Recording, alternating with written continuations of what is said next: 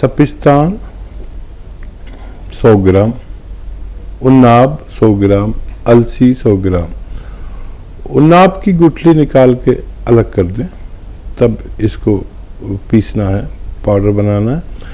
इसमें 30 ग्राम 30 ग्राम पीपले या पीपला मूल हिंदी में कहते हैं मिला लें, और बाकी चीज़ें 100-100 ग्राम।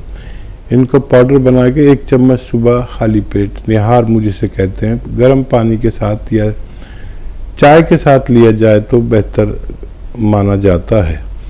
बहुत ज़्यादा हो तो रात को सोते वक्त भी ले सकते हैं। शर्त यह है, ऐसे मरीज़ को खट्टी चीज़ें छोड़नी होंगी जब तक इलाज चलता है उस वक्त तक, तो ऐसे लोगों को फ़ायदा होना मुमकिन है। जी।